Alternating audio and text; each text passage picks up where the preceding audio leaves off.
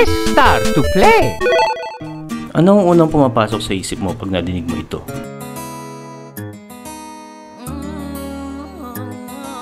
Ito. My pressing power! Make up! Kapag sinabing Betamax, Jologs, Plastic Balloon, How-How, at Magic Spring, hindi ba't may biglang nagpa-flashback sa isip mo? Yan yung nilalaro namin dati. Yan naman yung pupunta pa kami sa Video City para lang makapag-arkila ng bala. Yan yung inaantay ko na patugtugin sa radyo noon, tapos pipindutin ko ng sabay yung play at record buttons para mai-record yung kanta sa cassette tape. That state of feeling can only be described in one word: nostalgia. Sabi nga nila, nostalgia is the closest thing we have to time travel. Either sa distant past or recently lang, nakapag-jump ka pa din in time. At least kahit mentally. Kumpara ngayon, walang internet noon. Kapag magre-research ka, pupunta ka sa library. Wala pang ultimate guitar tabs noon.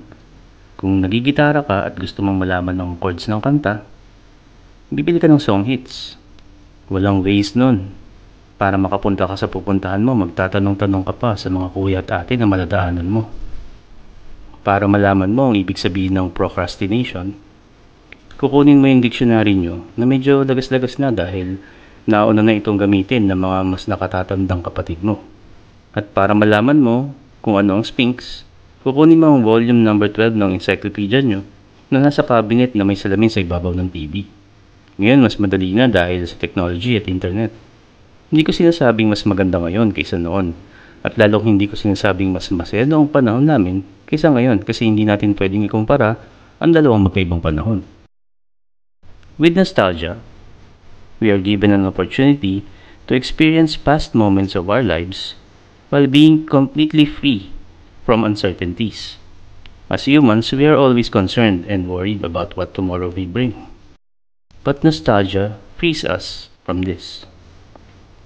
When we experience nostalgia, we are given an opportunity to feel a moment as it truly was, void of any uncertainty. This is because the things that we worried about in that time have already passed. It gives us relief that the worries of the past are, as it is called, the past. It shows us that we are resilient, that we can sustain, and that we are in a better place now. Dahil nga nostalgia is the closest thing we have to time travel, take time to reminisce and cherish. Let your mind wander and set your spirit free. It's the only way to be. Up you.